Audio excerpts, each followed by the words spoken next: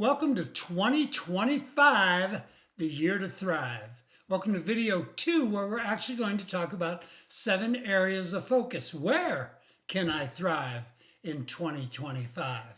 If you had a good time when we're all done, or if you had a good time last time, you can always like and subscribe. You can talk to me. You can do all kinds of things to interact.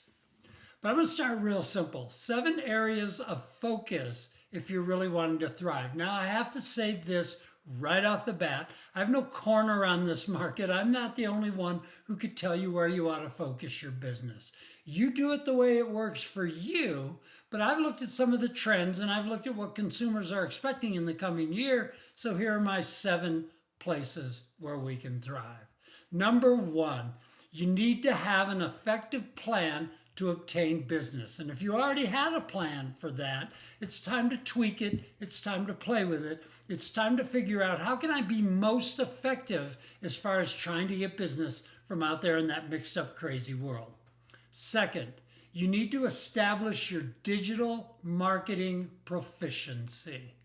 This internet thing isn't going away, so we better figure out how to use it. And because our clients and customers seem to get younger all the time, now it's even more important that we're able to establish our digital marketing proficiency. So let's talk about a few things within the confines of that. First off, social media marketing. This is an opportunity. Our goal here ought to be to engage potential clients on platforms like Facebook and Instagram and LinkedIn and X, formerly known as Twitter, and TikTok if that's your thing, or Snapchat or wherever. Look to see where your people are and engage them there. Now, some of our tactics are we can do market updates on social media. We can post other relevant information. We can go so far as to use Instagram and Facebook stories or reels as our method of delivering that. Get involved in local community groups or forums. And every once in a while, if you feel the need, run a paid ad targeting a specific demographic or a specific geographic area. Now, caution on that. Facebook's got really tight on this, and you can end up trying to target a particular area and it will tell you that you're out of line because of fair housing. So just be aware that the different venues are going to have different standards for what you can target. The whole benefit of this social media marketing is to build some brand awareness, trust, and engage with your friends and your family and your local audience. 2, email marketing. I know that email's sort of dead. I mean, if I get 20, one of them is actually relevant to me. So here's the key. You be the relevant one. You be the one where I see your email and go, oh, an email from Bob. That must be pretty important. Looks like it's about negotiating skills or whatever. It's a place where you can nurture leads and stay top of mind with the people, especially in your sphere of influence. So send out a newsletter that has your latest listings or some market insights or tips for working with buyers and sellers or tips for buyers and sellers. Personalize them. Use the to Bob, to Sally, to Martha option that most email marketing providers give you. And use drip campaigns when you're sending off emails to potential new leads. The upside here is it's going to help you build relationships and maintain engagement over a long period of time. Next, utilize content marketing, blogging, videos, podcasting. The goal here is to establish your authority and provide valuable information to people to attract them to your business. So create a blog with articles about home buying or market trends or community insights. Use video for virtual property tours, for real estate tips, for neighborhood showcasing. And then publish explainer videos. You know, how do you sort through 6 multiple offers? How do you write a low ball offer that has a better chance of being accepted? You know, how do you do the things that we know how to do that maybe they don't? What's going to happen is you're going to attract organic traffic. You're going to build trust and it positions you as the expert. 4th, video marketing. Provide immersive experiences and showcase your properties. So create property tours and videos and upload them to YouTube or your Facebook business page or your Instagram business page. Use 3D tours, use drone footage where you can. Be sure you know your local laws and rules on that. Share live videos, host webinars, and discuss real estate and answer the questions that a lot of people have about real estate. 5, virtual open houses. We just got a boatload of snow here at my house today, and if I had had an open house scheduled, that could have been tough. So maybe in challenging times, you host a live or a pre-recorded open house to reach those remote buyers. So use platforms like Zoom or Facebook Live or Instagram Live and showcase your properties. Promote your event on social media and through email marketing. And then after showing the property, engage with people in Q&As. Find what they want to know or what they might be interested in. The cool thing is here, you're able to attract more attendees, especially those who might not be able to visit the house in person. Next, lead generation websites. The goal is to capture leads directly through a website from the internet. Now, you can use landing pages with calls to action. You can use downloadable resources like home buyer guides or market reports in exchange for people's contact information. Use lead capture forms, live chat, whatever you can. What we're trying to do is gather qualified leads for follow-up. Now remember, these are internet leads. These are people who are strangers to you. And so you need to have your relationship building time, at least in your mind, be a lot longer. It isn't like they saw you once online and now they love you forever and ever. Next, big thing number 3, strong online presence. I need to be able to find you online. You need to have a great website. So first off, a strong online presence makes you and your business easy to find through different kinds of search engines, through social media, and that's going to help you increase your exposure to potential customers or clients. Next, the other part of your online presence, part 2 of 5, is brand credibility. You know, consistent professional online content builds trust and it builds credibility. So having a well-designed website and an active social media profile really helps lend some legitimacy and reliability to your business. Third, engagement and communication. Don't just be a poster of stuff. Engage with people. An active online presence means you can engage directly with your audience. You can foster stronger relationships, you can respond to feedback or comments, and you can improve customer satisfaction. The 4th reason for a strong online presence, getting a competitive advantage. Being present and active online helps you stay ahead of all those agents who aren't. You can monitor trends, you can respond quickly to changes in the industry because you're there where things are happening. And 5th, authority and influence. By regularly sharing valuable content, you can position yourself and your business as a thought leader for the industry and a thought leader for the business. This helps increase your influence, enhances your brand awareness, and attracts a more loyal following. 4th thing you can focus on to thrive, data analysis, or data according to how you like it. Real estate data analysis plays a huge role in our industry, gives valuable insights to buyers and sellers and investors and agents too.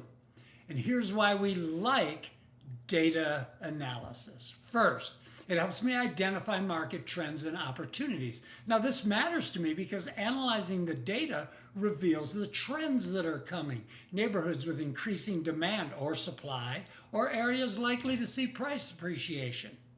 Second, risk assessment and mitigation. Real estate data analysis helps me in assessing risk by looking at the factors such as local economic conditions, crime rates, property value fluctuations, and it allows me to help people lessen their risk by making better decisions, choosing better investments or properties.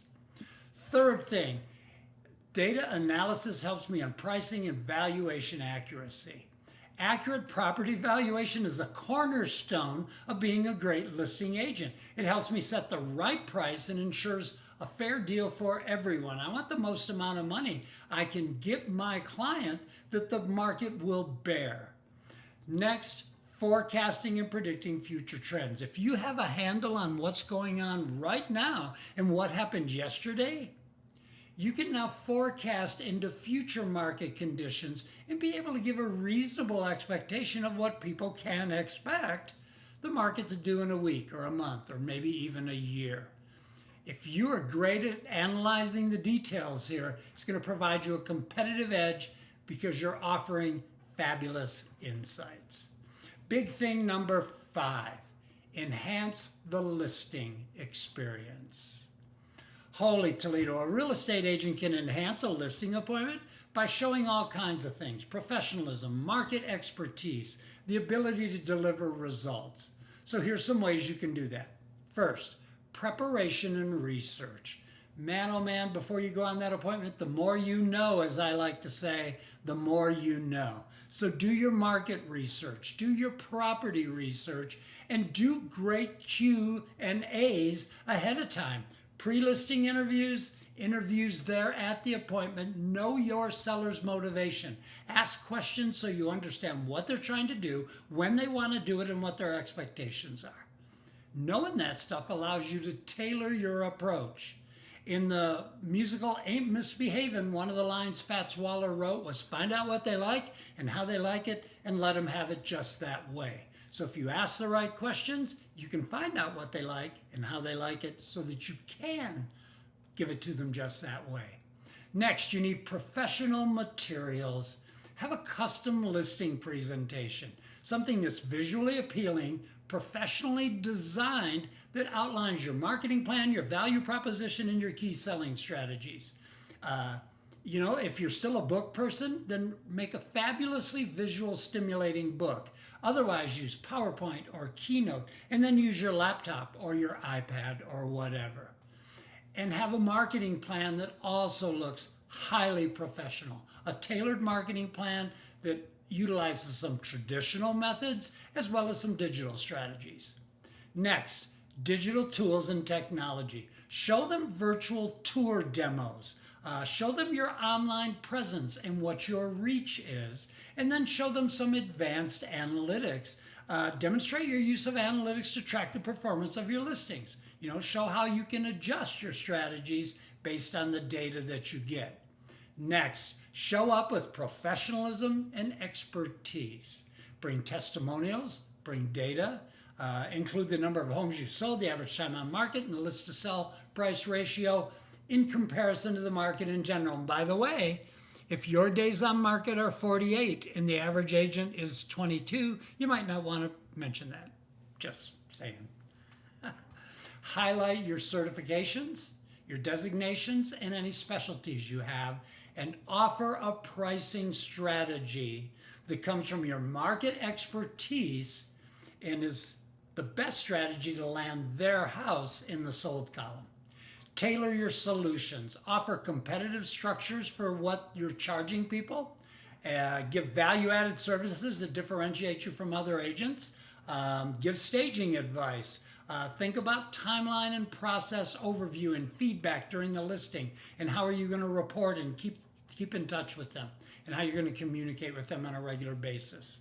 I think it was Chris Voss, the FBI hostage negotiator, who said one of the biggest mistakes negotiators make is saying that something is going to happen at a particular time and it doesn't happen at that time. So when you say you're going to do something, or when you explain how you're going to do it, you need to make sure you execute. Next, in the presentation, engagement and active listening. Encourage them to talk to you with open-ended questions, and then actively listen to their answers. Listen with the intent to understand. And that way you're able to tailor your approach to their specific priorities, which is great. And be transparent. Be honest about what the market in the neighborhood is doing and the realities of the selling process. Transparency builds trust and confidence. And then last, follow up. Thank you note or an email. Recap what the next steps are going to be. If you're sending a pre-listing packet or you're sending some kind of a market report, do it, and do it right away. Number 6, Conveying value. One of the things we all want to focus on this year is how do I show my value in a way better than last year in this antitrust world where your value could be what gets you chosen, which could be whether or not you get paid. So conveying value, a lot of things around that. One of the things you have that's of value is your market expertise, your local market knowledge, your pricing expertise, your expertise in writing offers, and your ability to understand market trends, knowing where it's going based on where it is now and where it was before. Next, part of your value is you have access to listings. First off, you have exclusive listings, and so maybe does your company or your office, but get really good at tailoring home searches using the advanced tools in your MLS to find the homes that match your buyer's specific criteria. Filter out the properties that don't match. One of the things buyers complain about the most was, why are you showing me this when I asked for that? Next, guidance through the home buying process. You got to be able to explain the process. You have to be able to walk buyers through every step of the process, especially first time or even second time buyers. We do real estate every day. Most people do it every 5 to 10 years. And when you're brand new at it, you need a little extra hand holding. So get great at explaining the process. Have great lenders and other great affiliates that can help your people through the process and make sure you are fabulous at navigating through the paperwork. Help buyers manage the often overwhelming paperwork trail that's involved in a real estate transaction. Fourth, big part of your value is in your negotiating skills. Price negotiation. You know what? You need to leverage your experience and your expertise and the data to negotiate the best possible price for a buyer, whether it's through competitive offers or a more strategic, nuanced kind of negotiation. Understand the value or lack of value in contingencies when it comes to your client's motivation and your client's desires. Negotiating terms like contingencies and repairs and closing costs on the buyer's behalf really helps protect their best interest. And understand the contract inside and out, especially the many states who, because of the antitrust settlement, have changed their contracts. Be on top of all of that as much as you can. Fifth thing is problem solving. That's what I'm relying on you for. You know about real estate, I don't. So proactively solve issues that arise during the transaction. But bigger than that, I need you to see them coming. I need you to look ahead, see ahead, do ahead, and see, you know what, according to the situation we are in right now, this could be coming down the pike, so maybe I need to prepare them for that a little bit. 6, use your connections and your resources. Have a trusted network of people that you rely on and provide access to them to your people. Mortgage brokers, inspectors, contractors, appraisers, attorneys if needed. All of them save buyers time if you have great recommendations for them. And then be there for them. Give them guidance in decision making. I don't make decisions for my clients. I lay out the facts. I make sure they understand the situation and they decide, but I give them guidance in that process and give them support when the market's not exactly on their side. We spent a lot of time in this country in the last decade being in these full-blown sellers markets, and one of the things that your buyers needed more than ever then and will need in the future is support when the market's not on their side. Utilize time management and make things convenient. That's number 8. Try to schedule and coordinate things that save buyers time and effort, because that'll save you time and efforts too. Understand and set the rules of your availability, and also give them the opportunity for remote viewing if that's what's going to work. Look to it being a long-term relationship. After the sale, support is huge. Stay connected with them. Offering them advice on home maintenance or market trends and potential refinancing options, whatever. But develop the long-term relationship, because at some point they're going to want to sell that house. And I think you want them to pick you to do that. Tailor your approach to them. Give them number 10, which is personalized service. Tailor your approach, understand their needs, understand what they want and how they want it, and deliver it just that way. Give them personalized recommendations that align with whatever they want. And big thing number 7, personalize the client experience. A real estate agent can personalize this whole client experience by tailoring their approach to the client's preferences. I need to find out, what do my people need, what do they want, and what do they wish for? Because I think my job is to give them everything they need, most of what they want, and as much as I can of what they wish for. So I need to understand my client's goals and preferences. And to do that, we have to take time to listen. I can't customize a tailored, personalized plan for your purchase or your sale without understanding exactly what you need. So write down the important stuff. Keep detailed notes about your client's preferences. A lot of people call this the client profile. What neighborhoods do they like? How big a home are they looking for? What kind of amenities? What are the must-haves? This enables you to present relevant properties that meet their needs. Tailored property recommendations. You know what? Send curated property recommendations based on the client's specific preferences. Rather than a generic list of homes, suggest the ones that truly match everything they want. And to know everything they want, again, you have to ask them. Customize how you communicate with them. And the best way to do that is you ask them how they prefer to be communicated. Baby boomers are easy. Baby boomers will take a phone call. Baby boomers will take an email. Baby boomers will take a text. They'll take all of them. Now, when we drop down to younger people, Gen Xers, not as much in person or on the phone. They'll still do the email. They'll still do the text. We get down into Gen Y and Gen Z, and your approach to communicating with them based on their preference is likely to be more digital. Understand about updates and how often you need to update them. Timely updates go a long way in customer satisfaction, because the number one complaint that sellers have about listing agents is, he put a sign in my yard and I never heard from him again. Next, be the local expert. One of the greatest things you can do to customize my experience based on your service is know my neighborhood, or know the neighborhoods I'm interested in, like the back of your hand. Next, customize marketing for sellers. Find out what the seller thinks about the best way to market their home. For some sellers, I can create a personalized marketing strategy based on the unique selling points of their particular house or the kind of neighborhood they're in. Some neighborhoods are neighborhoods you buy up to. Some neighborhoods are ones that you buy up out of. And there are neighborhoods where actually buyers come from within the neighborhoods, because there's a broad spectrum of houses where someone could buy up. And then celebrate the milestones with them. Personalize your service to know enough about, when did we close their deal last year? Happy house anniversary. I like knowing their birthdays. I like knowing about their kids.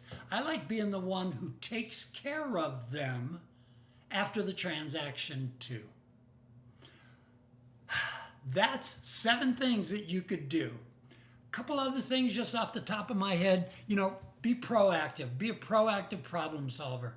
Leverage your technology for convenience. There are a lot of ways you can use technology to set up tailored alerts for your buyers about new listings, changes to the properties your client might be interested in.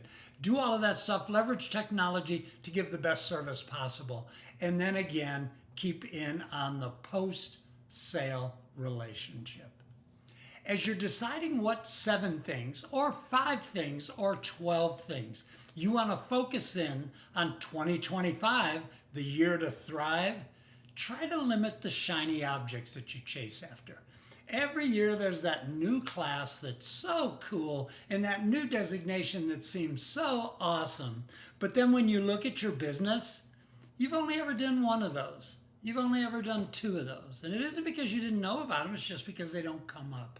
So try and focus on the things that make you a better real estate agent as a whole. Doesn't mean that some of the shiny objects aren't cool, and it doesn't mean you don't take a class in this or that or the other thing. but understand that you only have so much money, you only have so much time, and you only have so much energy. So when you choose what you want to do in this coming year, where you're going to focus your thriving, choose wisely. Hope you stayed with this. I hope you make a great plan for 2025, the year to thrive. Choose wisely. Thanks.